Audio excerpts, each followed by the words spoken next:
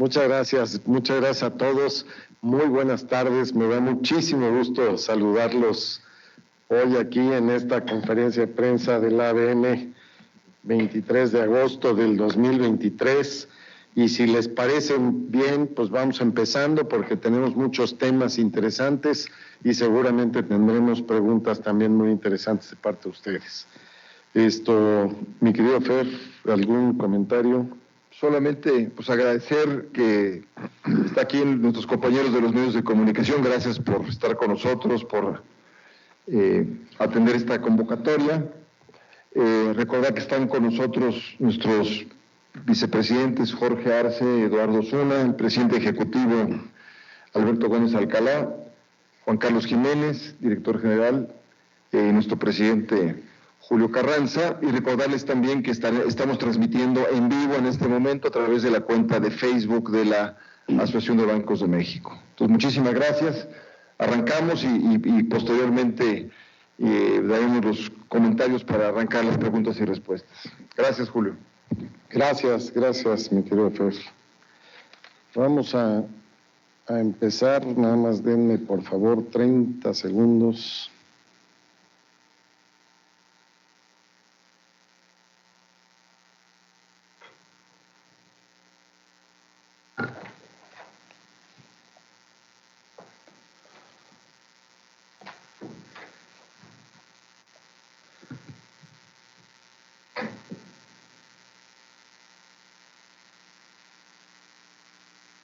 Listos. Bueno, pues si les parece bien, arrancamos. Vamos viendo, aquí tenemos el índice de nuestra presentación del día de hoy. Vamos a hablar un poco del crédito bancario, de lo que la banca está haciendo para impulsar a las familias y empresas, de la educación financiera y apoyo a usuarios, de la inclusión financiera como pilar del desarrollo de la banca y de la infraestructura bancaria, cómo va el cambio de lo tradicional a lo digital.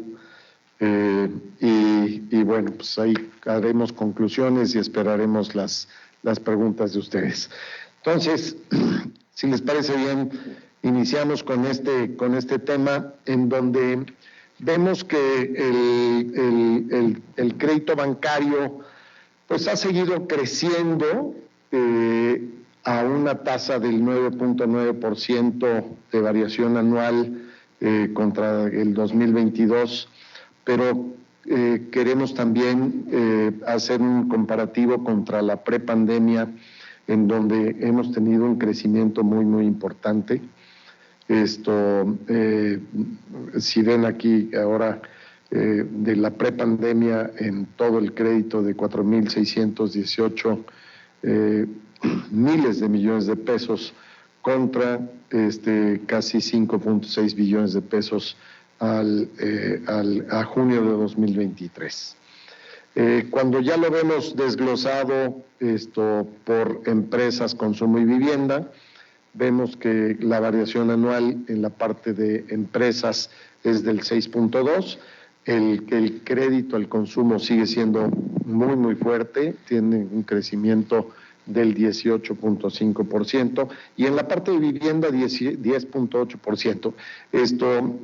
Aquí el único tema que podríamos observar es que la parte del crecimiento de empresas empieza a tener un crecimiento un poco más ralentizado de lo que venía dándose, quizás también por la parte de la tasa líder del Banco de México, que está en 11.25 y que empieza a hacer que las empresas pues tengan un crecimiento, un uso del crédito un poco menor de lo que lo venían haciendo, pero todavía de una manera positiva, y que es muy importante en este sentido lo que podemos ver del crédito. En la siguiente lámina,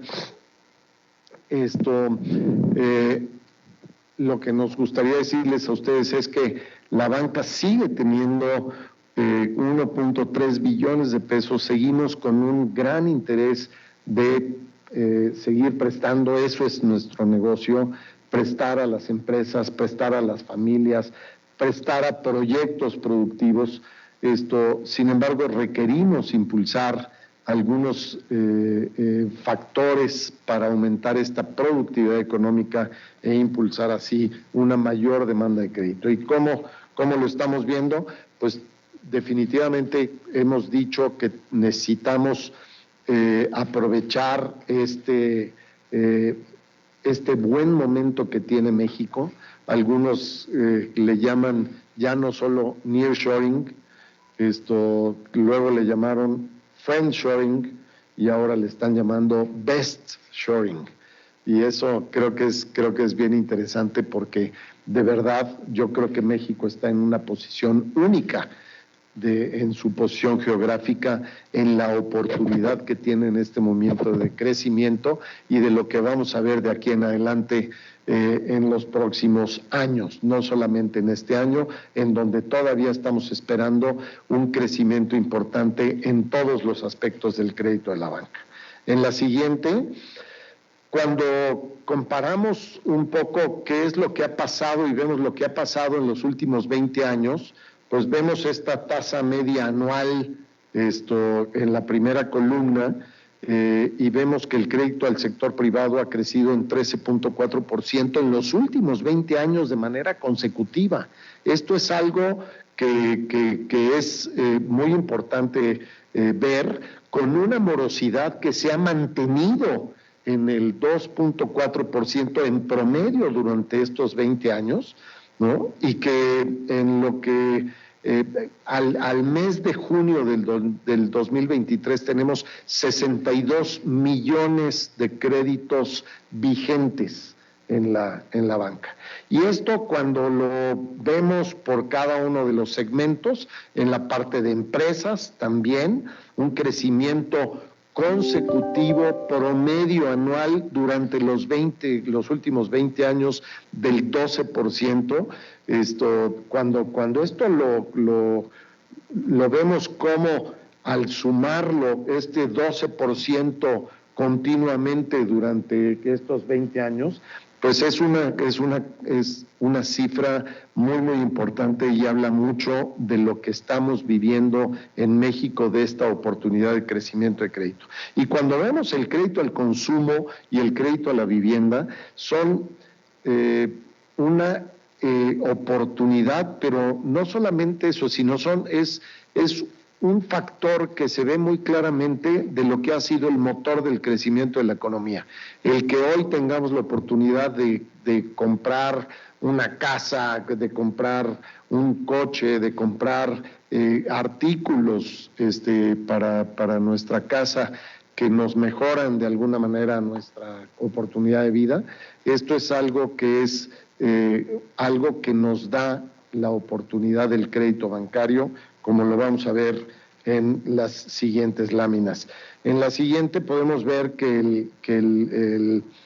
el crecimiento del Producto Interno Bruto al 2022, que fue del 3.1%, y ahora estimamos que el crecimiento para el cierre del 2023 esté en el 2.6%, y cuando vemos y lo comparamos con el crédito al sector privado, todavía vemos que será casi el doble de lo que crece la economía en el país, digamos, de este 2.6% contra el 4.2% en términos reales el crédito al sector privado. Entonces, pues es una relación directa que existe entre el crédito y la actividad económica, y un rezago que vemos aún cuando vemos un rezago de 9 meses en el crédito respecto al crecimiento económico, podemos ver claramente que vamos a seguir teniendo un desarrollo en el crédito bancario muy interesante. En la siguiente lámina un poco lo que les venía yo diciendo de cómo se benefician los hogares en México por el crédito, ¿no? En 2022 el porcentaje de hogares que tenían una licuadora es el 91.2% de los hogares. el crecimiento del 2022 contra el 2012, o sea, en los últimos 10 años, fue 7.7 millones de hogares que tuvieron la oportunidad de comprar una licuadora a crédito. Y cuando lo vemos con estufas, refrigeradores, lavadoras, hornos de microondas, computadoras, automóviles, pues vemos cómo el porcentaje de las familias mexicanas que aprovechan el tener el acceso al crédito, ya sea a través de una tarjeta de crédito, a través de un préstamo personal o directamente a través de un crédito a la vivienda, un crédito automotriz, pues son beneficiados, y ahí vemos precisamente los millones de hogares. Esto es el 66% del gasto en bienes duraderos se financia con crédito bancario. Eso, fíjense ustedes, imagínense lo que es esto en la vida diaria de millones y millones de familias mexicanas. El 66% del gasto en bienes duraderos de las familias se financia con crédito bancario. La gran oportunidad del crédito bancario para que las familias vivan mejor. En la siguiente lámina podemos ver, hablando ya específicamente del crédito a la vivienda, del total del crédito a la vivienda, que son 5.6, casi 5.6 billones de pesos, perdón, no del crédito a la vivienda, del total del crédito que otorga la banca, que es casi 5.6 billones de pesos, el 23% de ese crédito va enfocado a la vivienda, que son 1.2 billones de pesos, y de estos, el 30% de estos créditos se coloca en acuerdos que hace la banca con institutos de fomento, o sea, con apoyo del Infonavit y con apoyo del Fobiste. Todo lo demás lo financia directamente la banca. Y la tasa hipotecaria durante estos últimos 20 años en los que estamos hablando, pues se ha mantenido muy competitiva, del 10.3% contra el 11.26% del CETE a 28 días en términos comparativos. O sea, ha sido un balance muy constante en la parte del financiamiento que le da oportunidad a las familias mexicanas de tener un crédito hipotecario. En la siguiente, cuando hablamos particularmente de las pymes, y ustedes saben que nosotros hemos hecho un gran esfuerzo, estamos haciendo un gran esfuerzo como banca de apoyar a las pymes. Fíjense ustedes cómo cuando hablamos de empresas que tienen crédito, cómo mejora su posición de una manera muy importante. Y creo que esto es bien importante entenderlo claramente. A muchas empresas les da miedo entrar en la parte del crédito formal, del crédito de la banca, principalmente por falta de educación financiera, pero segundo, por parte de la informalidad que tienen. Y cuando vemos que las empresas que se animan, que se animan a tener un crédito bancario, ¿cómo mejoran? Fíjense, las empresas con crédito generan 7 veces más inversión, 6 veces más ingresos, 6 veces más productividad y 4 veces más empleos. Esto de veras son cifras que son muy importantes, porque quiere decir que las empresas que entran en la formalidad y que entran en el crédito bancario tienen un crecimiento muy, muy por encima del resto de las empresas que se quedan en la informalidad. Pero ahí tenemos una gran responsabilidad, pero también un gran acuerdo que tenemos que hacer entre banca y gobierno. Y lo ven del lado derecho, donde decimos, esperamos y estimamos un potencial de 140,000 millones de pesos de crédito adicional para las pymes en los próximos 5 años, con 3 acciones principales. Una, lo que es educación financiera, o sea, el potencial de pymes no atendidas, que eso es un poco la responsabilidad de la banca, de todos los programas que estamos haciendo de educación financiera, que ahora vamos a ver con un poco más de detalle.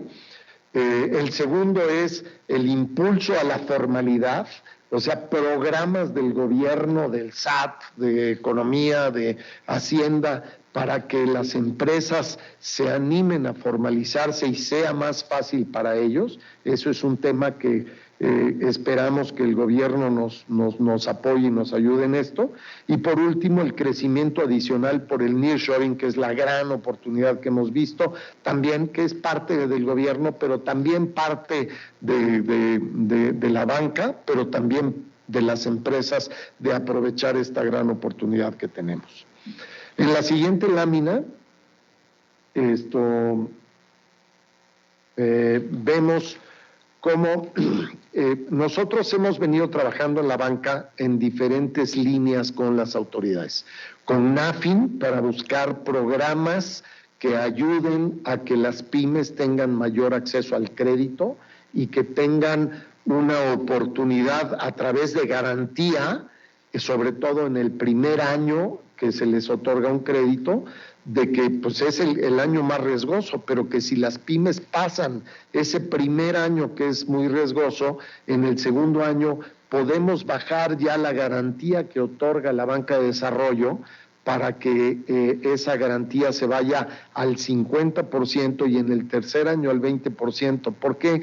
Porque creemos que si tenemos programas con NAFIN en donde apoyemos a estas pymes y que estas pymes lleguen al tercer año con crédito, tenemos prácticamente empresas totalmente bancarizadas que ya le entendieron el cómo y que ya tienen oportunidad de volar solas y que ya no necesitan los programas precisamente de la banca de desarrollo. La banca de desarrollo es para apoyar a las empresas que tienen más riesgo mientras se bancarizan. Y la banca tiene la oportunidad de financiar a de estas empresas en conjunto con la banca de desarrollo para que tengan este crecimiento que es muy importante. Y en este sentido, no solamente estamos trabajando con NAFIN, sino también estamos trabajando con la Comisión Nacional Bancaria y hemos logrado un acuerdo con la Comisión Nacional Bancaria en donde en marzo de este año, y se los comentamos en la conferencia de prensa anterior, se autorizó por parte de la autoridad una facilidad regulatoria que va a beneficiar a 17,000 empresas nuevas que hoy no tienen crédito, estas empresas pymes que hoy no tienen crédito, y es una prueba piloto que estamos corriendo de 10,000 millones de pesos, que es a 18 meses, y en estos 18 meses vamos a ir ajustando junto con la autoridad para ver que podamos ampliarlo a mucho más y a mucho más empresas, pero ahorita esperamos llegar a 17,000 empresas que tengan ventas menores o iguales a 14 millones de UDIs al año, que son más o menos 110 millones de pesos al año. Y los tres factores que estamos buscando para que sea más fácil el crédito para ellos: uno, simplifica la apertura de nuevos créditos, reducen los requisitos y permite demostrar ingresos con los flujos que tenga el banco otorgante con la empresa, no precisamente con una declaración anual, sino con los flujos que tiene la empresa constantemente depositándole en los bancos. Y tercero, que no se solicitará formalizar ni verificar garantías otorgadas por el acreditado o el aval. ¿Esto qué significa? Antes tenía que ir la MIPYME al notario y dejar una garantía física ahí muy clara. Ahora, con estos beneficios ya no va a ser necesario que se notarice, entonces es mucho más ágil, los requisitos son mucho más fáciles. ¿Y qué tenemos con esto? 6 bancos listos para operar. Esto empezó, si ustedes recuerdan, se los dijimos, fue en marzo. eran 4 meses de implementación de los sistemas. En agosto empezaron 5 bancos, están empezando 5 bancos. En septiembre en agosto 6 bancos y en septiembre entran 5 bancos más a esto.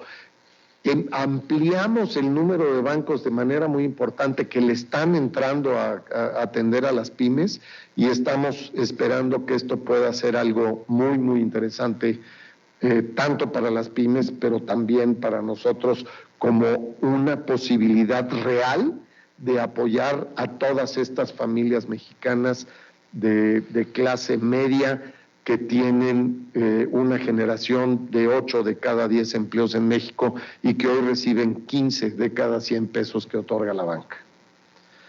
En la siguiente, destacar un poco, la fortaleza de la banca en México. Los indicadores que vemos de la banca son indicadores muy claros que siguen siendo muy fuertes. El índice de morosidad en el 2.2, lo pueden ver ustedes contra junio de 2022 y contra antes de la pandemia. El índice de capitalización también en 19.5, pues un índice récord en capitalización de la banca. El índice de cobertura de la cartera vencida en 152, también en niveles récord, y el coeficiente de liquidez en 245%, cuando lo que nos pide la autoridad es 100%. Entonces estamos a más de 2 veces y media de índice de liquidez. Tenemos una banca líquida, tenemos una banca con 1 vez y media de cobertura de toda su cartera vencida, tenemos una banca súper bien capitalizada con 19,5% de índice y tenemos una cartera vencida históricamente baja. Si les parece bien, pasamos al tema de educación financiera y apoyo a usuarios. Y aquí déjenme decirles que hemos hecho un gran esfuerzo por parte del ABM en términos de cómo hacer programas de educación financiera que apoyen tanto a las pequeñas empresas, pero también en general a los usuarios de la banca. Y aquí tenemos estos 9 programas en los que estamos trabajando. Uno es el programa gremial de educación financiera, los congresos bancarios universitarios que constantemente estamos desarrollando, programas enfocados en niños y jóvenes, la Semana Nacional de Educación Financiera que hacemos con la Conducef cada año, que por cierto este año va a ser muy interesante porque va a ser en todo este nuevo espacio de Los Pinos y va a ser un evento muy bonito que los invitamos a que nos acompañen junto con la Conducef.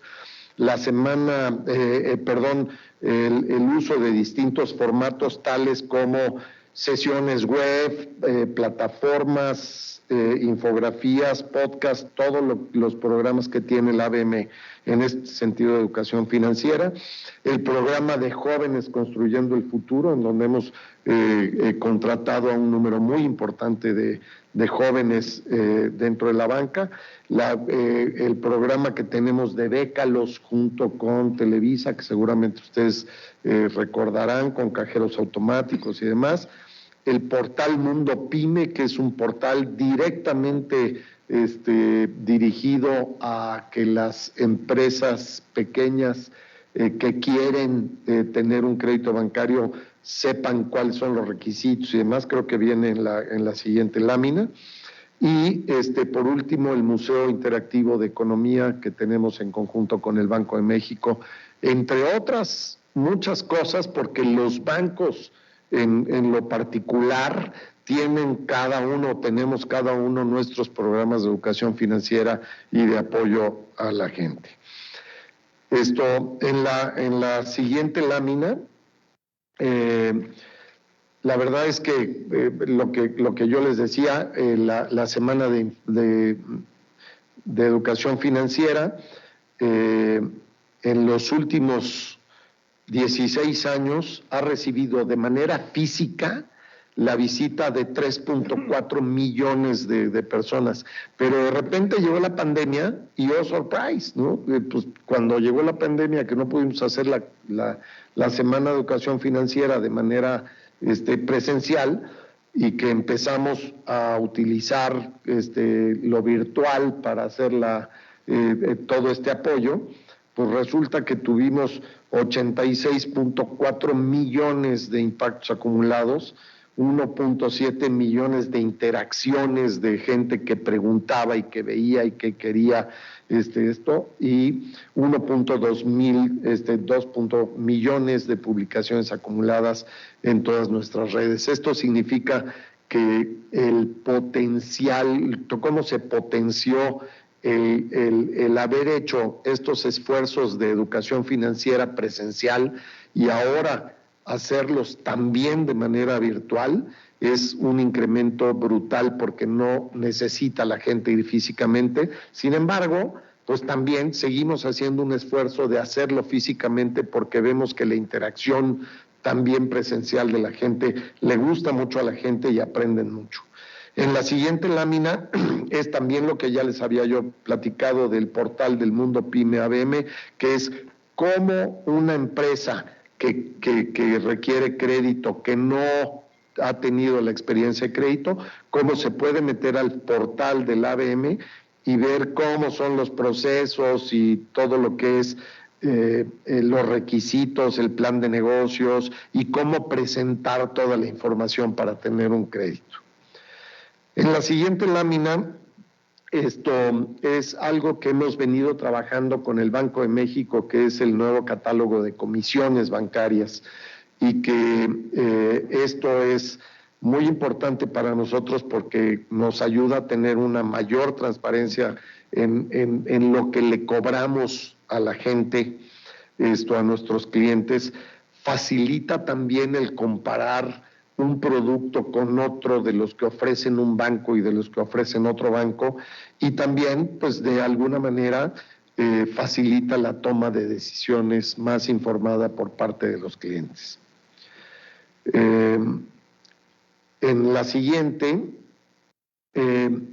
los impulsos y los apoyos del ABM directamente a apoyar a los adultos mayores y a personas con discapacidad a través de estos programas. Tenemos 4 programas principalmente. Uno, que es el Decálogo en beneficio de los adultos mayores, que les ayuda a ver cómo mejorar la atención y el servicio, y esto es una cuestión interna que tenemos en los bancos, que nos ayuda a entender cada vez que llega un adulto mayor cómo atenderlo y cómo apoyarlo como una persona pues diferente del promedio de nuestros clientes, si es una persona que merece una atención especial. El código de mejores prácticas internamente también entre los bancos para mejorar esta cultura de servicio a este segmento. La inclusión de personas con discapacidad visual, y esto viene desde lo que son los billetes y monedas identificables por esta población. Y por último, la creación de un ambiente inclusivo, tanto en instalaciones, contratación, sensibilización del personal, etcétera. Es un poco dirigir todo nuestro esfuerzo también a este segmento de la población, adultos mayores y discapacitados que tienen la necesidad de productos bancarios y que antes no tenían todos los apoyos con estos programas que hoy tenemos directamente en la banca. En la siguiente, hablando de inclusión financiera, quisiera yo pasar a decirles cuáles son los principales indicadores que tenemos en lo que se refiere a la inclusión financiera. Y número 1, me gustaría ver aquí, como lo ven en la tabla, los municipios que teníamos en el cuarto trimestre del 2012 y comparado con el cuarto trimestre del 2022. ¿Sí? Teníamos 1,764 municipios que atendíamos hace 14 años, ¿no? Hace 13 años, perdón, y hoy tenemos 2,185 municipios que atendemos. Pasamos del 72% al 88% de los municipios atendidos. En términos de población, pasamos del 97% de la población atendida en esos municipios al 99% de la población. Esto no quiere decir que ya cubrimos toda la población. Todavía hay, son 285 municipios en donde la banca no llega, pero también es cierto que hay ciertas barreras estructurales, que lo podemos ver en la siguiente lámina, ¿no? Como son servicios básicos o la infraestructura eléctrica o las telecomunicaciones para poder llegar a esos 285 municipios, y desde luego pues temas como la educación financiera o los requisitos de documentación. Esto realmente, lo que es la infraestructura financiera, sigue a la actividad económica, ¿no? Entonces, en la medida en que la actividad económica le brinde toda esta infraestructura eléctrica y telecomunicaciones y demás, la banca puede seguir atendiendo y puede cubrir todas esas necesidades de esos 285 municipios que hoy todavía tenemos pendientes de atender. En cuanto a infraestructura bancaria tradicional y digital, pues aquí pueden ver cómo hemos crecido de una manera muy sorprendente en la parte de los... vamos a comparar primero todo lo que es la parte física y luego vamos a ver lo que ha pasado con la parte digital, porque el cambio es realmente sorprendente, ¿no? En la parte de sucursales, vean ustedes, tenemos hoy 11,855 sucursales. Tenemos un decrecimiento del 5.3% en los últimos 10 años. Sin embargo, pues sería raro, mucha gente a mí me dice, bueno, oye, pues muchos bancos están cerrando sucursales, ¿no? Pues esto indicaría que en los últimos 10 años el 5% es prácticamente nada, es marginal lo que se han cerrado sucursales. Lo que yo podría decirles a ustedes es que lo que ha pasado es que las grandes ciudades ya no necesitan tener tantas sucursales porque están ya en una relación mucho más sofisticada con la banca. Digamos, ya tienen una relación a través del app, a través de transferencias, a través de cajeros automáticos, a través de que todas las transacciones se hacen de una manera electrónica. Y entonces las sucursales bancarias empiezan a disminuir en las grandes ciudades. Sin embargo, en las ciudades más pequeñas, en donde todavía nos quedan 27 millones de habitantes por bancarizar, ahí tenemos una gran oportunidad de seguir poniendo y abriendo sucursales que nos permite atraer a la gente que no está bancarizada, a bancarizarlos y a que las sucursales bancarias se conviertan en una plataforma de cambio de la banca tradicional a la banca digital. Y esto es lo que nos dice un poco esta tabla. Tenemos 61,554 cajeros automáticos, hemos crecido 55% en los últimos 10 años.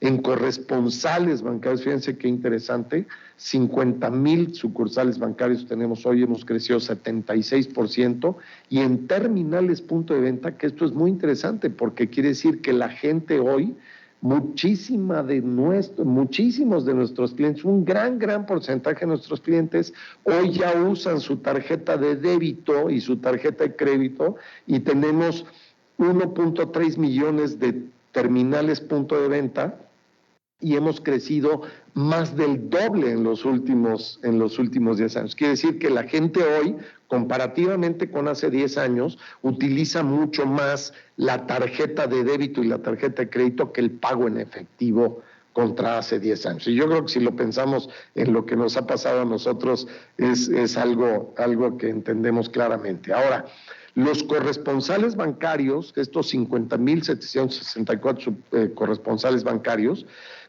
lo que nos ha permitido es que la gente tenga más cerca los servicios bancarios. Fíjense cómo la red de sucursales, en términos de promedio del tiempo que se tarda un usuario de la banca en llegar a una sucursal bancaria, son 22 minutos, a un ATM 19 minutos y a un corresponsal 3 minutos. Cuando unes los tres, tienes un universo de atención que, si lo comparas con hace 10 años, es un universo de atención que nos pone en un espacio totalmente diferente de lo que era hace 10 años.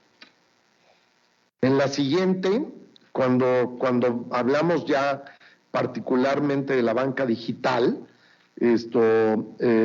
también hemos tenido un crecimiento muy, muy importante. La banca por Internet ha crecido 294%, pasando de 20 millones de usuarios a 79 millones de usuarios en el 2023, y la banca móvil ha crecido 52 veces en 10 años. Imagínense lo que significa 52 veces en 10 años. Y lo pusimos así, 52 veces, porque si lo pusiéramos en números sería un número así gigantesco y muy difícil de entender. Pero hemos pasado de 1.5 millones de usuarios de la banca móvil en el 2013 a más de 80 millones de usuarios en el 2023. Y si vemos también, y mucho se habla que si las comisiones bancarias y que el costo para el cliente y que el costo para los bancos, vean la parte derecha de la lámina, donde vemos que una operación de ventanilla tiene un costo de 85 centavos por dólar. En cambio, si lo comparamos con una transferencia electrónica, tiene un costo de 2 centavos por dólar. Esto ha permitido que la banca reduzca de manera muy significativa los cobros de comisiones que hace a sus clientes. Cuando las transacciones se hacen de manera digital, el cliente prácticamente no paga nada. Entonces, todo se está moviendo de una infraestructura física que es mucho más cara a una infraestructura digital que es mucho más barata para todos, para el cliente, para la banca, y no tienen que ser cosas que por decreto se hagan, sino simplemente con la inversión que viene haciendo la banca en tecnología, que ahora lo vamos a ver, y que es muy importante, y eso nos permite darle un servicio mucho más barato a nuestros clientes. En la siguiente lámina podemos ver que diariamente se realizan un promedio de 39 millones de operaciones tradicionales y digitales. Si vemos en la tabla del lado izquierdo, el número de transacciones de banca tradicional contra banca digital, fíjense ustedes, estas son cifras de enero a junio del 2023. Transacciones diarias en banca tradicional, que son lo que decíamos, ¿no? Sucursales y elementos físicos, 25.7 millones contra 13.3 en digital. La parte digital tiene un crecimiento del 448% en los últimos 10 años.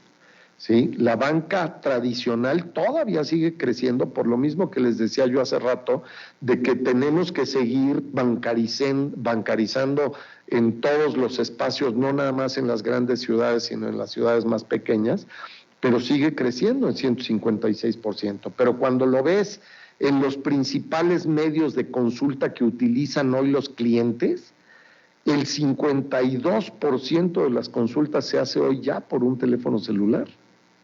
¿Sí? Y vean cómo en la sucursal ya solo son el 18%. O sea, ya va cambiando, viene esta transformación a una velocidad increíble y eso es un beneficio para todos. En la siguiente podemos ver la transaccionalidad ahora promedio diaria, el crecimiento otra vez contra hace 10 años. Las transacciones en una terminal punto de venta hoy son 12.1 millones de transacciones diarias. Ha crecido el 424% en los últimos 10 años. En la sucursal ha seguido creciendo, pero de una manera menor, 6.6 millones de transacciones diarias. Y en cajeros automáticos, 6.1 millones de transacciones diarias. Y en corresponsal, 0.9 o 900,000 transacciones diarias, ¿sí? Pero con un crecimiento enorme. Esto es digamos que es el elemento que viene a complementar todas las transacciones y los canales que ofrece la banca. Pero cuando lo vemos del lado de la banca digital, la banca móvil, ¿sí? Tiene, hoy hace 8.7 millones de transacciones diarias. Quiere decir 12.324% más que hace 10 años. O sea, aquí se ve claramente hacia dónde vamos, ¿no? Y la banca por internet creciendo un 89%. En la siguiente, y también por qué se da esta oportunidad de crecimiento tan importante, por la inversión de la banca. La banca antes invertía, hace 10 años, al año, la banca invertía 6,000 millones de pesos en tecnología. Hoy, la banca en los últimos 12 meses ha invertido 25,000 millones de pesos en tecnología. ¿Sí? Fíjense ustedes el gran salto de la inversión que ha hecho la banca y que hace hoy cada año, ¿no? O sea, estamos hablando de 25,000 millones de pesos al año. Esto lo que representa en nueva tecnología y en acercarle a la gente la posibilidad de hacer transacciones más baratas, más fáciles, a cualquier hora del día.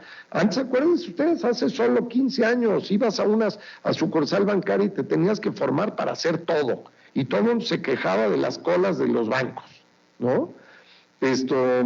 Y la verdad es que hoy, pues prácticamente el que va a una sucursal bancaria es casi porque quiere, porque ya hoy prácticamente casi todas las transacciones se pueden hacer de manera digital.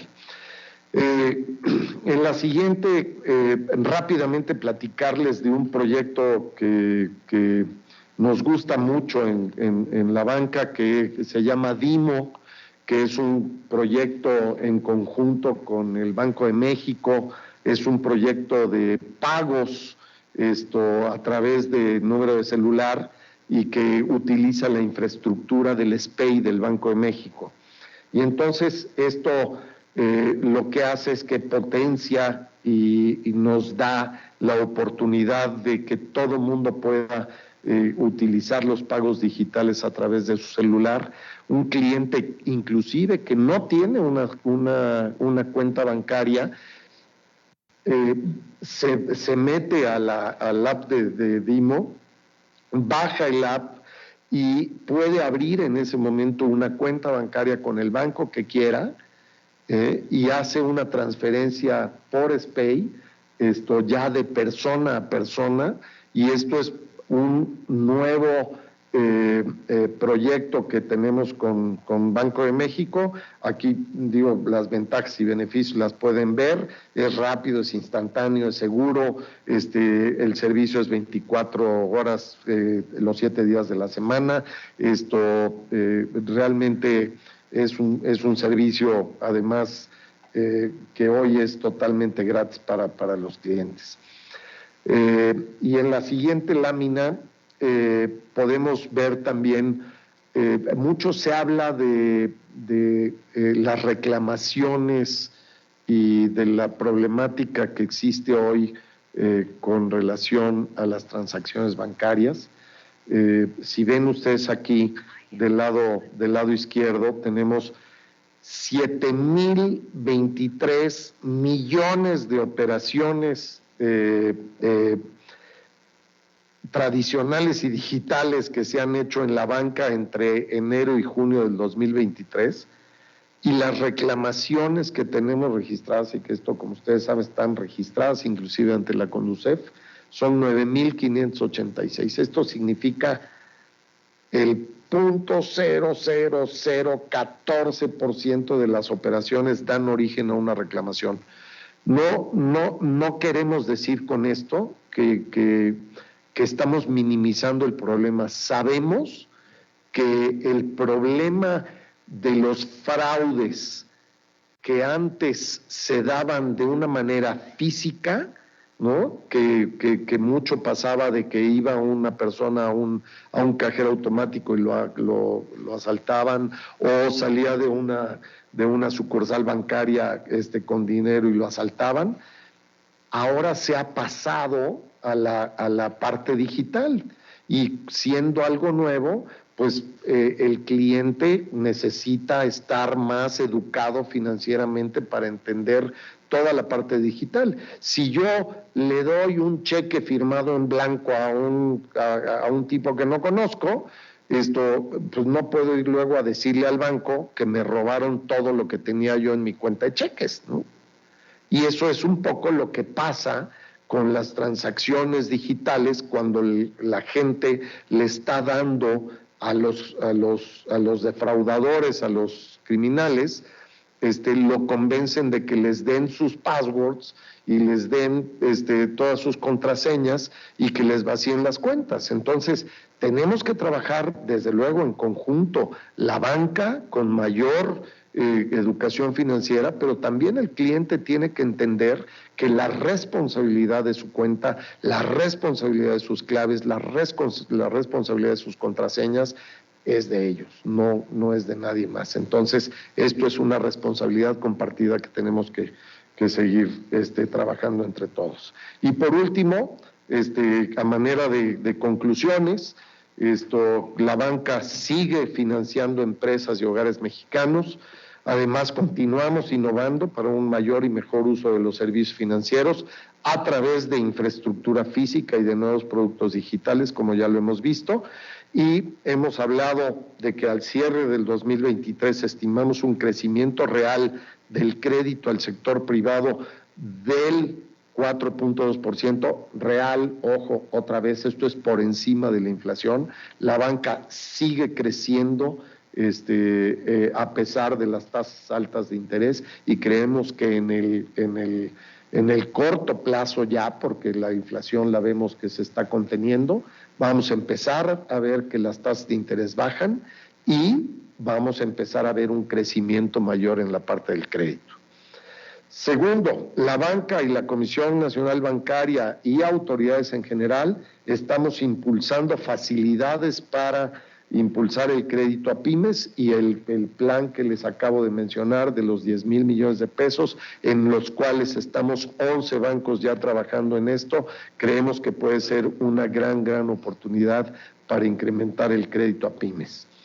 Tercero, en 2 años, más de 100 millones de impactos de iniciativas en educación financiera hemos logrado a través de los 9 programas que les platiqué de educación financiera de la banca. Cuarto, la banca cerca de la población o se acerca a la población con una infraestructura bancaria, con 1.4 millones de puntos de acceso físico. ¿De dónde vienen 1.4 millones? ¿Se acuerdan que hace un par de láminas decíamos 1.2 millones de terminales, punto de venta, más 11,000 y pico de sucursales bancarias, más 50,000 cajeros automáticos, más los corresponsales bancarios?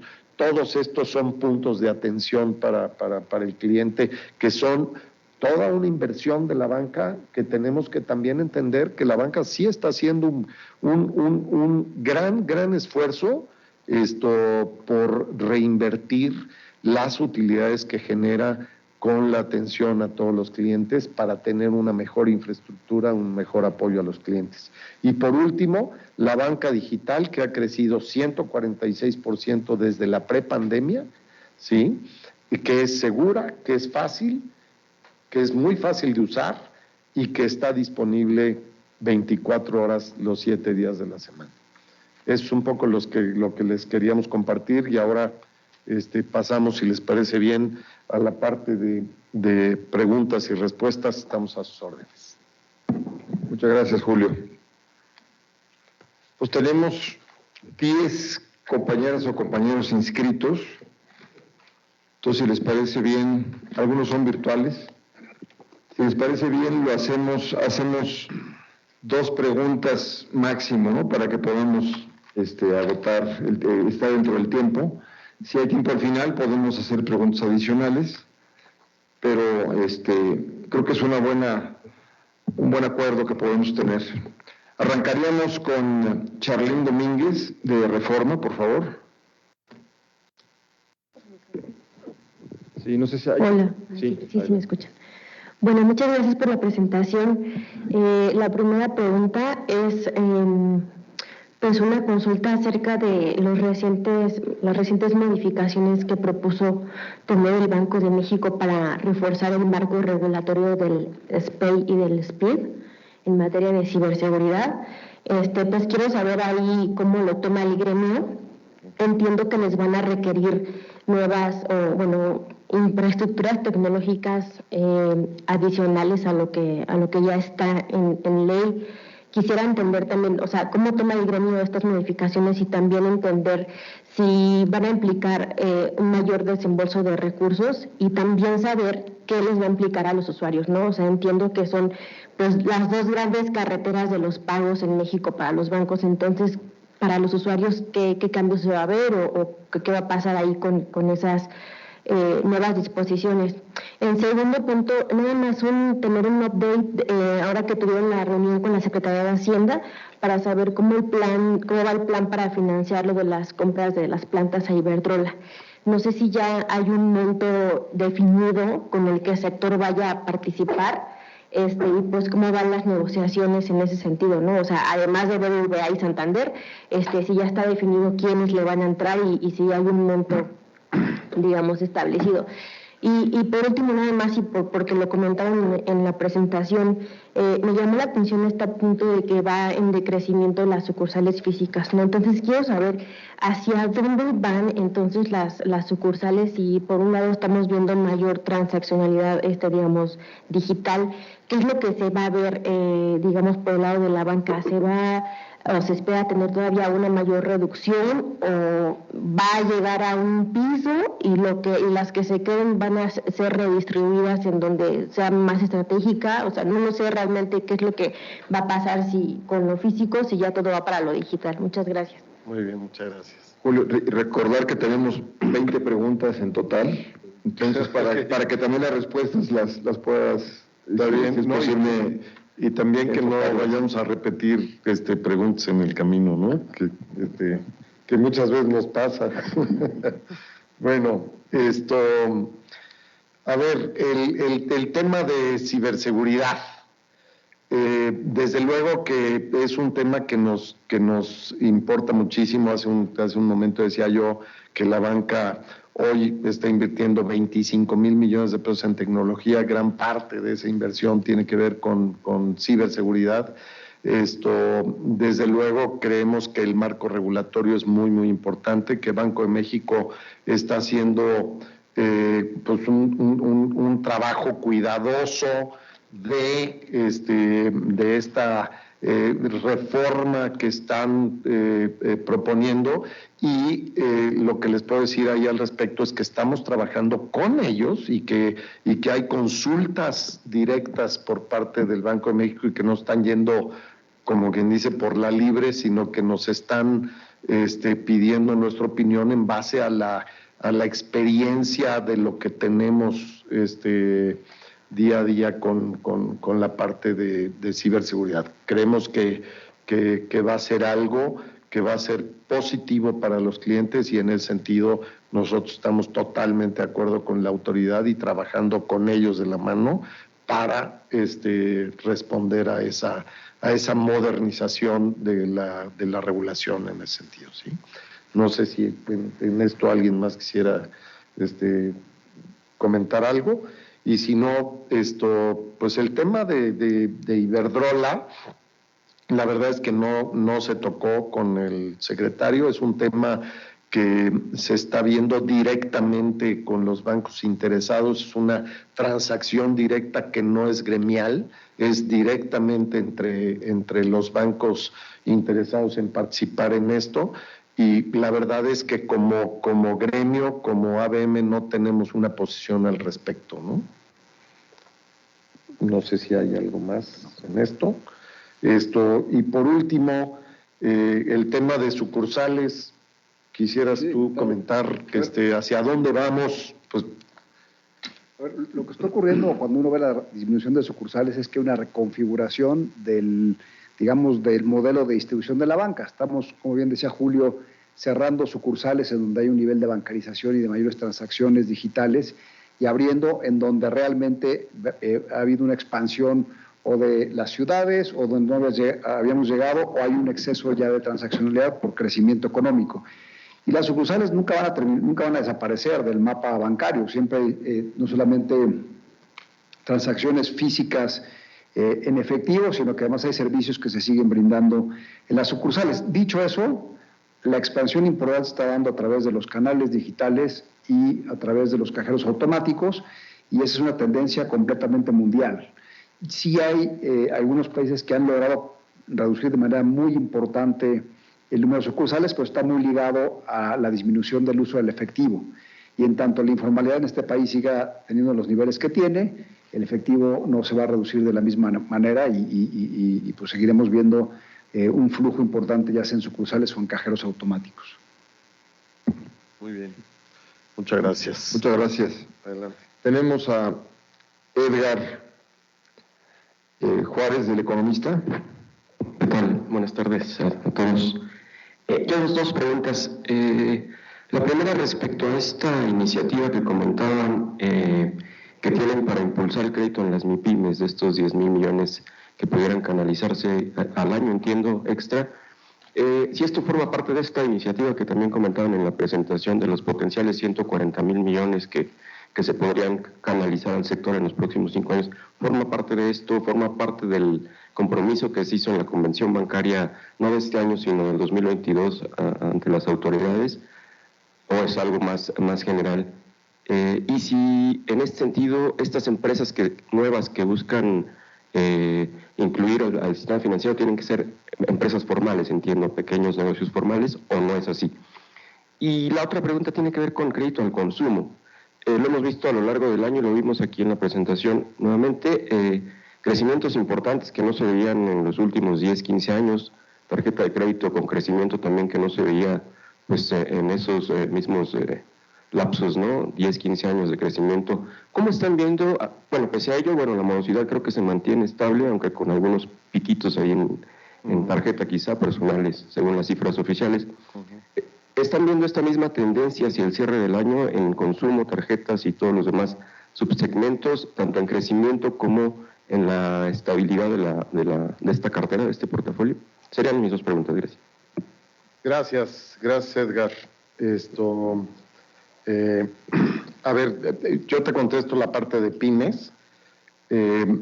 Sí es parte de este programa que decíamos de facilidad regulatoria, es parte de esos 140,000 millones de los que estamos hablando, pero hay que segmentarlo, ¿no? La parte de la facilidad regulatoria es cómo le facilitamos a los bancos que acepten a mayor número de MIPYMES que hoy no podíamos aceptar porque no teníamos la información suficiente para hacer una evaluación razonable de que el crédito que les diéramos lo íbamos a recuperar, porque al final de cuentas no estamos arriesgando nuestro dinero, estamos arriesgando el dinero de los ahorradores, entonces tenemos que tener mucho cuidado con eso, ¿no?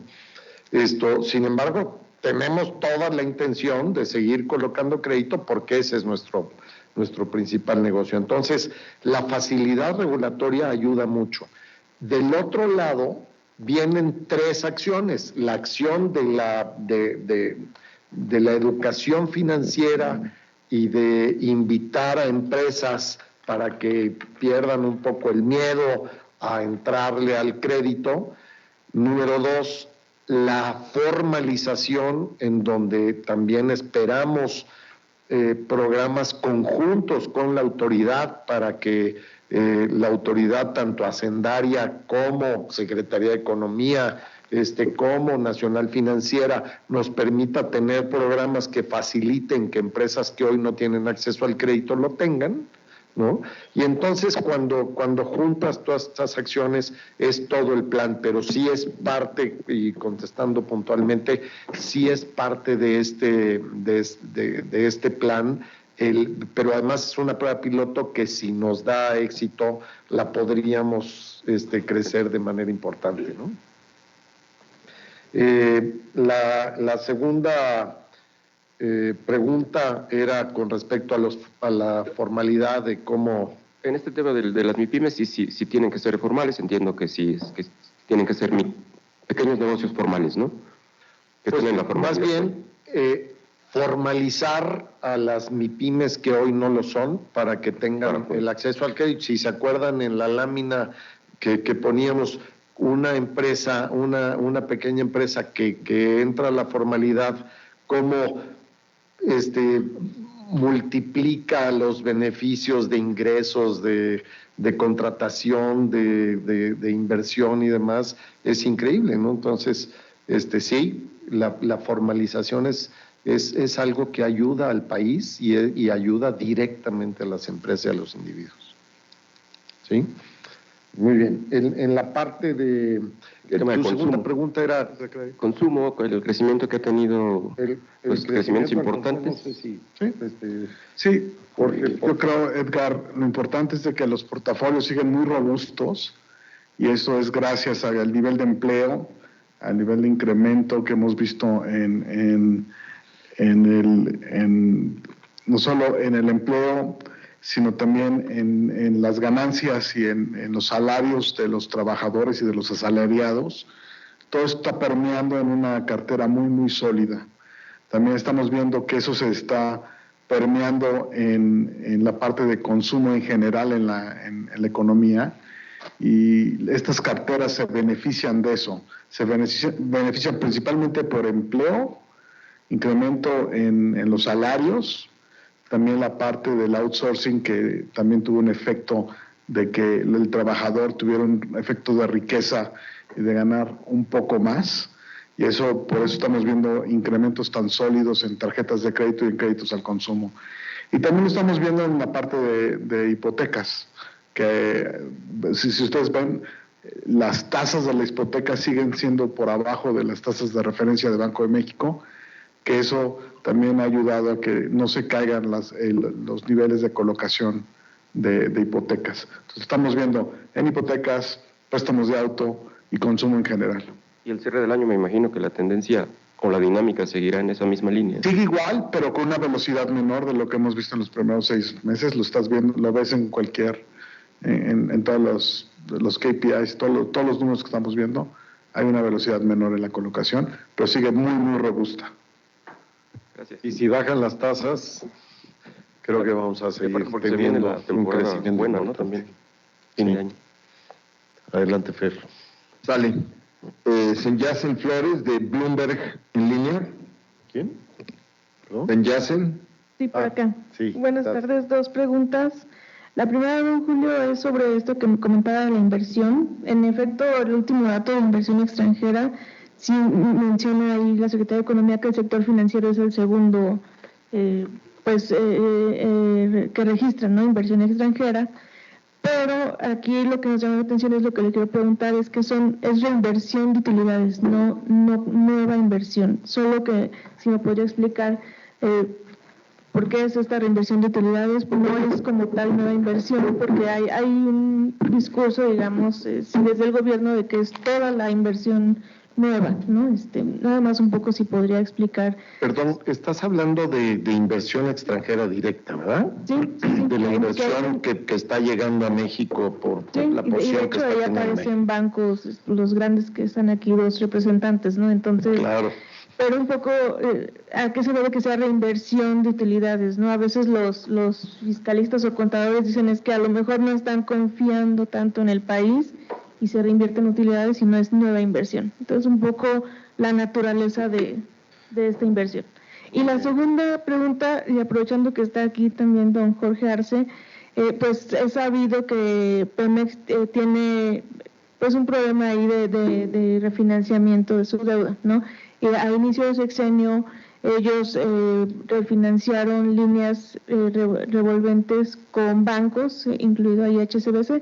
Mi pregunta es si actualmente hay pláticas o algún acercamiento, pues Pemex tiene el apoyo del gobierno, pero también está buscando quizá volver a refinanciar estas líneas que inicialmente se refinanciaron de hecho hubo un acuerdo, ¿no?, con muchos bancos, casi 30 bancos ahí en Palacio Nacional. Entonces, un poco si hay acercamiento para retomar estas pláticas en torno a estas líneas revolventes con bancos. Muchas gracias. Gracias, señora. ¿Quieres empezar con...? ¿Empiezas, quieres tú? Gracias. Si quieres empezamos por la parte de inversión extranjera directa. El año pasado tuvimos 35 mil millones de inversión extranjera directa. Este año vamos a rebasar los 40 mil millones sin ninguna duda. Y la posición es muy clara de que México, lo dije hace un rato, ¿no?, del nearshoring pasamos al friendshoring y ahora ya estamos en el bestshoring. Esto te dice claramente que México tiene una posición privilegiada en el panorama de inversión mundial en este momento. Las condiciones de México son, no es de a gratis lo que está pasando en México, ¿no? Hay una muy clara... Hay un control de gasto, hay una inversión extranjera directa muy importante, estamos pagando tasas de interés elevadas. Cuando hablamos de tasas de interés, estamos diciendo que casi es 6.5 puntos por encima o lo que pagamos de premio por riesgo país, ¿no? Que es el 11.25 contra el 4.79, que fue la última cifra de inflación, ¿no? Esto, ¿qué significa? Pues no es que estemos criticando esto, al contrario, creemos que es parte de tomarte la medicina hasta que la tasa de inflación subyacente baje y que la inflación realmente estemos seguros de que terminó de bajar, para que entonces las tasas de interés empiecen a bajar. Pero todos estos temas lo que hacen es que promueven la inversión extranjera directa. No es producto de la casualidad, es de muchas cosas que se están dando en el país, que son muy buenas y que son muy buenas noticias y que se están viendo en el exterior y que están viniendo a invertir en México por eso. No sé, Beto, si tú quisieras comentar. No, totalmente de acuerdo con lo que ha dicho el presidente. Yo creo que no hay ninguna diferencia que sea una reinversión. O sea, si no es reinversión, pudo haber sido reparto de dividendos. Es la alternativa obvia. Si se está reinvirtiendo es porque hay confianza en el negocio. Entonces, en ese sentido no vemos ninguna diferencia entre el dato duro y la reinversión de utilidades. Muchas gracias. Sobre la parte de Pemex, nosotros no comentamos en clientes en específico. Como gremio les podemos decir que tuvimos una conversación interesante en la cual nos explicaron cuál es el camino que Pemex está siguiendo para estabilizar su producción, sus reservas, tratar de tener productos de más alto valor agregado en las refinerías, que les va a subir los retornos y los márgenes. Entonces, sí fueron muy claros la gente de Hacienda y cómo nos explicaron este camino que está siguiendo Pemex, cómo lo está siguiendo y el apoyo que está recibiendo de Hacienda para hacer este cambio operacional que va muy avanzado. Entonces, en términos de refinanciamiento, lo más seguro, y les puedo asegurar que Pemex ha de tener conversaciones con muchos bancos todos los días para ver refinanciamientos y todo, pero lo que hemos visto es que el gobierno federal ha apoyado a Pemex en todo lo que ha necesitado durante los últimos años y esperamos que eso continúe en el futuro. HSBC sigue confiando en Pemex, entonces. Yo creo que todo México confiamos en Pemex. Sí. Tenemos algunas preguntas a distancia que nos están llegando. Una muy puntual, creo que ya está resuelta, respondida de Antonio Hernández del Universal. Dice, hay pocas sucursales nuevas, con las más de 11,000 sucursales que existen en la actualidad, ¿es suficiente para atender las necesidades de bancarización? Creo que ya Eduardo Osuna la respondió comentando que están cerrando donde hay un crecimiento fuerte de transacciones digitales y que se están abriendo donde hay necesidades crecientes por crecimiento de la actividad económica o porque las transacciones digitales no están creciendo de manera suficiente. Yo creo que esa es de Antonio Hernández del Universal, creo que ya está respondida. Tenemos también por parte de Verónica Reynolds una pregunta específica, dice, ¿cuántos créditos del total que tiene la banca cuenta con garantías de la banca de desarrollo y si solo son de NAFIN? También una pregunta muy específica. ¿Cuántos créditos cuentan con garantías de la banca de desarrollo y de estos cuántos de NAFIN? No tenemos el dato aquí a la mano, pero con gusto que lo buscamos y se los compartimos a todos. Y quizá nada más decir, no todos los créditos a las pymes tienen garantía de NAFIN. Así es. De acuerdo. Janet Leiva del Financiero, una pregunta con dos vertientes. ¿Cómo va la creación del buró de biométricos? Y si es un tema que ya se pospondrá. Buró de biométricos.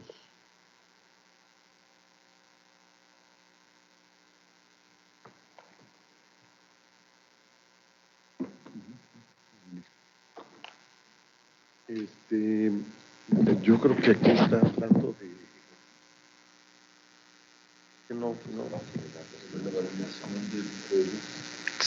Si nos está viendo Janet, si nos precisa o nos amplía la pregunta, ¿nos la precisa? Sí, nos está viendo por Facebook seguramente. No nos queda clara, la verdad. De acuerdo. Pasaríamos a la pregunta de Ernesto Gloria de Enfoque Noticias, que está aquí con nosotros. Gracias, Fer. Buenas tardes a todos.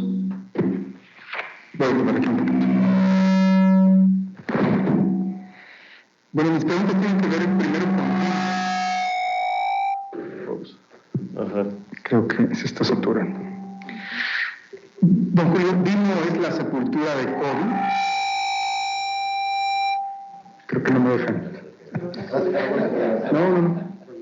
A ver. Si Vimo es la sepultura, no, de COVID. El otro micrófono que lo muevan para... No, nada más un poquito más lejos, yo creo. Yo sí puedo hablar. A ver, a ver si me escucha. Sí. Vimo es la sepultura de CODI, ya no se va a hacer nada más por esta estrategia que se inició en conjunto con Banjico. Tengo entendido que hasta ahora son dos instituciones bancarias, una que encabeza Eduardo Osuna y otra Felipe Asensio Santander, las que tienen ya este mecanismo. Desde la ABM se impulsará que las demás instituciones se adopten también de Vimo o será una decisión personal de cada institución. Y mi segunda pregunta tiene que ver con los candidatos aspirantes a la presidencia de la República, viene el 24.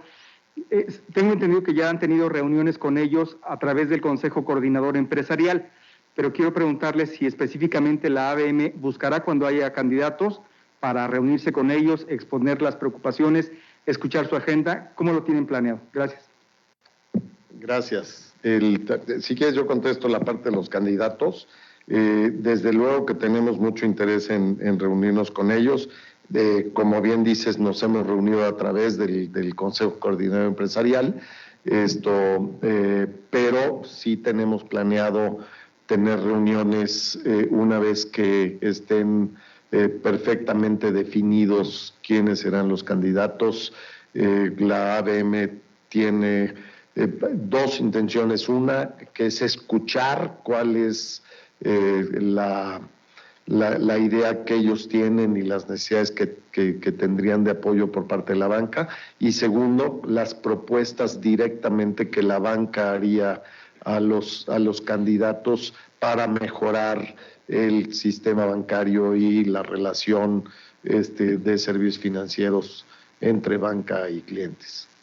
Y la otra, la de Dimo, no sé si tú, Lalo, quisieras contestar. Yo no diría Dimo es la sepultura de CODI, yo creo que van a convivir de manera natural. Sin embargo, Dimo tiene una facilidad de ejecución mucho más amigable para el usuario, porque no tienes que conocer las cuentas de la otra persona. Y lo que hemos visto en otros países es una evolución muy impresionante de los pagos con la misma idea.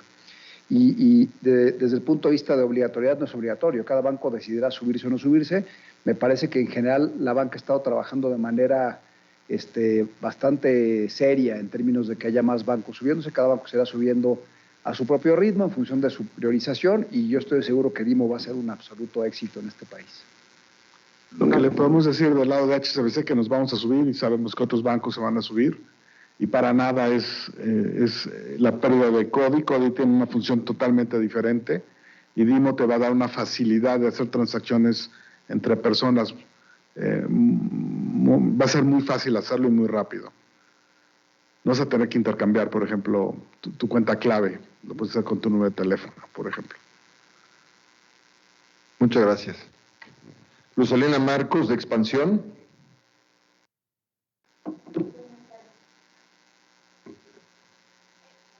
Aclarar, con el tema de los programas a las pymes, ¿quiere decir entonces que todavía no dan estos créditos? Porque no quisiera saber un poco qué sectores o cuántos, y cuáles serían los 11 bancos que entonces ya están en este programa para dar el financiamiento con estos nuevos requisitos, si me pudieran ayudar. Y en el tema de las tasas de interés, ya se está hablando por ahí de que ya podría bajar a lo mejor el Banco de México la tasa. Esa hay una discusión que está entre analistas. Pero yo quisiera preguntarles, ¿cómo creen que el tiempo prolongado que tuvimos o que vamos a tener la tasa de interés alta va a impactar el próximo año, 2024, en la colocación de crédito, teniendo por entendido que los analistas también esperan un menor dinamismo en la economía mexicana y pues que ya se viene como todo el resentimiento de las tasas. Entonces quería saber también ahí cómo están viendo, ligado a, por supuesto, a lo que están los datos que nos presentaron, sobre todo en crédito al consumo, de la morosidad. Ok, sí, muy bien. A ver, la parte de las tasas de interés, hemos visto que a pesar de las tasas de interés, de la tasa líder de Banco de México, para tratar de controlar la inflación estando alta y estando al 11.25 y demás, el crédito ha seguido creciendo aún así de una manera muy positiva. Lo seguimos viendo con un crecimiento hacia el fin del año, pero sí creemos que ya la medicina está haciendo efecto, ¿no? Y lo vemos claramente. Creemos que hacia fines de año vamos a ver una tasa de inflación todavía más abajo, la inflación subyacente ya más controlada, y esto lo que nos dice es que empezaremos a ver que las tasas de interés empezarán a disminuir, y al empezar a disminuir, pues vamos a empezar a ver también que las empresas que de alguna manera han estado esperando esta baja de tasas de interés, pues van a empezar también a participar en la parte del crédito, y entonces veremos un crecimiento mayor en la tasa de colocación del crédito. No sé, Beto, si ahí tú tienes algún comentario. No, yo creo que lo has dicho muy bien, Julio. Así como México se anticipó al ciclo alcista de tasas, es muy probable que México se anticipe en el descenso, de igual manera. Ya el momento preciso lo podemos discutir, si es diciembre, si es febrero, si es lo que sea, pero yo creo que sí es muy probable que México, entre otros mercados emergentes, empiece a disminuir tasas antes que los mercados desarrollados. Y también, como bien apuntó Julio, el tema de la dinámica de crédito, consumo y actividad económica, pues el crédito sigue a la actividad económica. Lo vimos y lo documentó en una de sus láminas con el tema de inclusión, ¿no? Lo mismo va a pasar aquí, ¿no? Entonces, más bien el crédito va a acompañar con cierto rezago a lo que decidan los agentes económicos en su decisión de inversión y consumo. Un comentario, y corrígeme, Beto, si me estoy equivocando, pero afecta mucho más a la población una inflación alta que tasas de interés altas. Sí. En especial en México. O sea, el tema de la alta tasa sí es un factor, no es el más importante. Es más la decisión de inversión y la de consumo dada la situación de la familia o la empresa que el precio específico del crédito. Y esa es una diferencia que aún tenemos con mercados desarrollados. Muchas gracias. Sí, de los bancos, primero el cuándo. Esto se aprobó en marzo. Se dieron 4 meses para implementación de sistemas y demás. Esos 4 meses pues vencen en agosto. Ahorita están entrando 6 bancos. En septiembre entran 5 más. ¿Cuáles son esos? A ver, te digo que los bancos que están inscritos hasta ahora en el programa: BBVA, Mifel, Citibanamex, Scotiabank, Monex, Banbajío, Afirme, Banregio, Santander y 2 bancos más que están confirmados, pero que aún no han firmado, digamos, el acuerdo, y que por eso no tenemos todavía el nombre de estos 2 bancos, pero estamos esperando que inclusive se adhieran más al programa, ¿no? ¿Entonces será hasta septiembre cuando empiecen a colocar por primera vez estos créditos? No, desde agosto ya. ¿Desde ya están colocando? Sí, ya ahorita están empezando a colocar estos 6 primeros bancos, y en septiembre se suman 5 más. ¿Sabemos como cuántos llevamos? No, todavía. Lo que pasa es que es el primer mes, ¿no? Esto va a ir creciendo paulatinamente. Acuérdate que también el otro punto que es muy importante es cómo dar a conocer todo esto. Necesitábamos estar listos los bancos y después hacer un programa de publicidad y de dar a conocer todo esto para que las pequeñas y medianas empresas se sumen a este programa, ¿no? Entonces vamos a ir viendo poco a poco el crecimiento de la colocación del crédito. Muchas gracias Luz Helena. Tenemos una pregunta que nos hace llegar Julio Gutiérrez de La Jornada, son 2. Dice: 1, ¿a qué atribuyen la gran demanda que hay en tarjetas de crédito? ¿No hay riesgos de que las familias se sobreendeuden y haya problemas de morosidad? Esa es la primera. La segunda, los pronósticos de crecimiento siguen al alza. ¿La banca cómo ve la situación económica actual de las empresas y familias?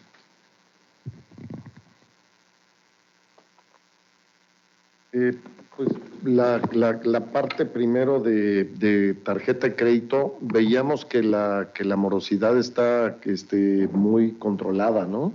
Y por ahí decía hace un rato Edgar que quizás era la que crecía un poquito más que los otros segmentos del consumo, y es claro, pero no es nada que preocupe realmente.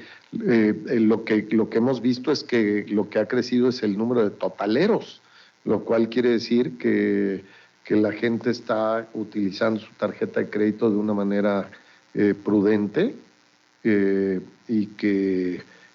y aún utilizándola de manera muy prudente, pues la están utilizando más. Quiere decir que afortunadamente la gente está utilizándola bien, pero utilizándola en su beneficio. Acuérdense que siempre las tarjetas de crédito, si las utilizas bien, tienes un gran beneficio, ¿no?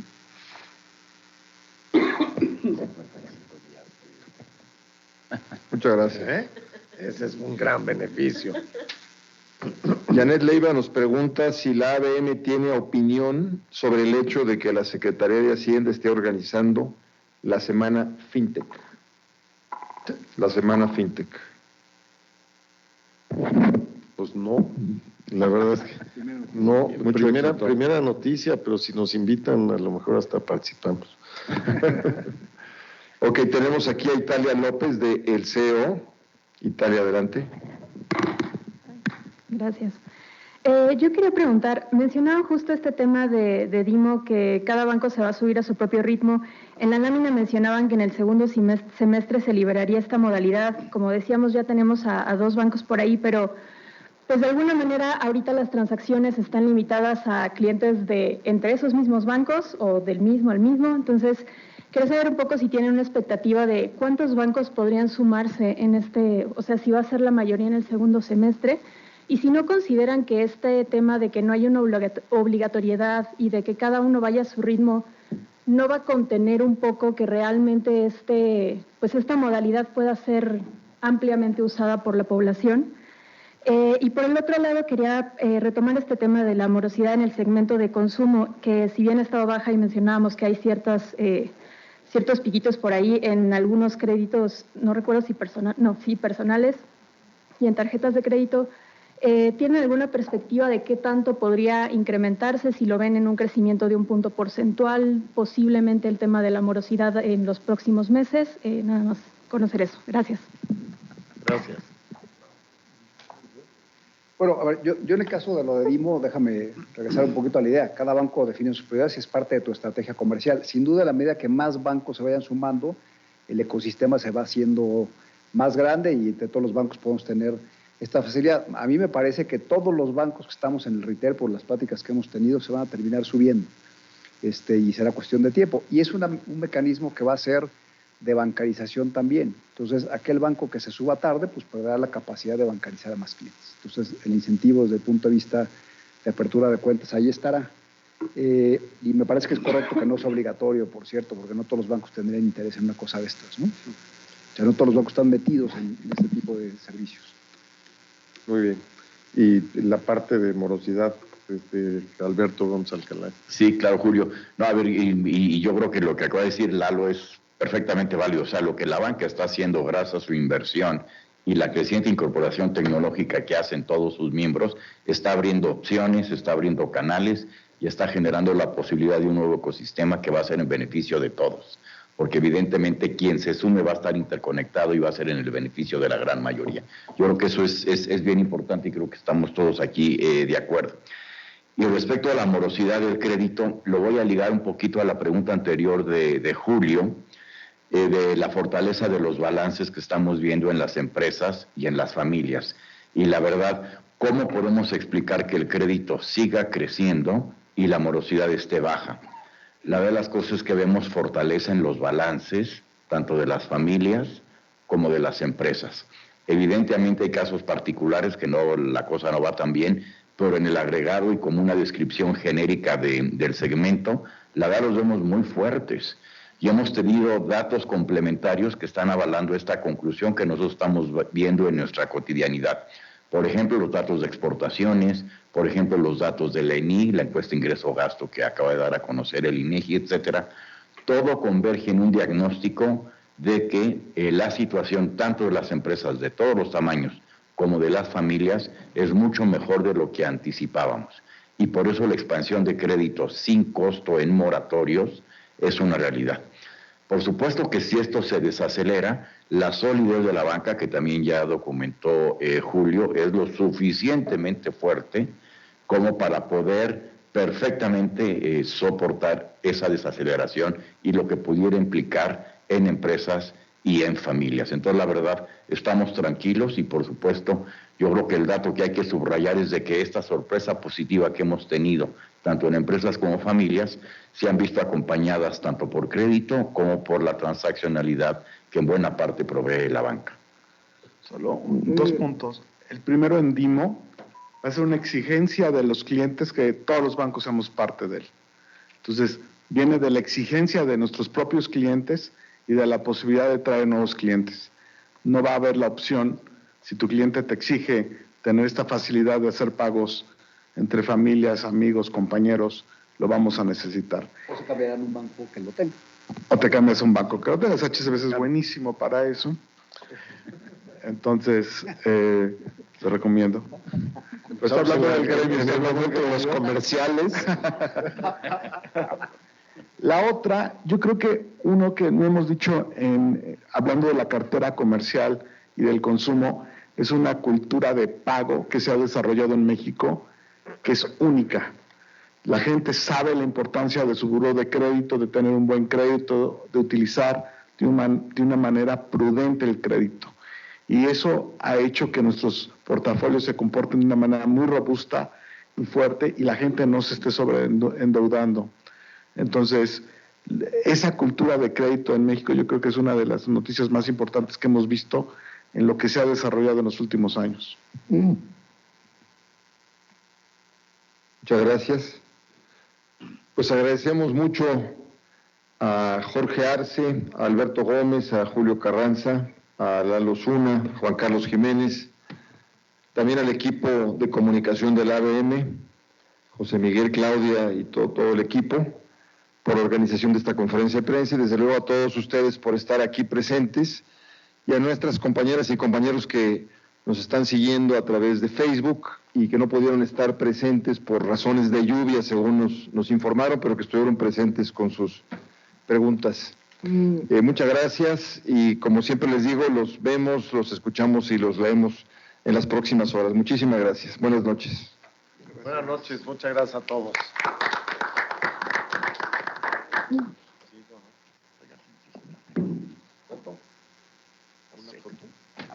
Esto saca 50 fotos.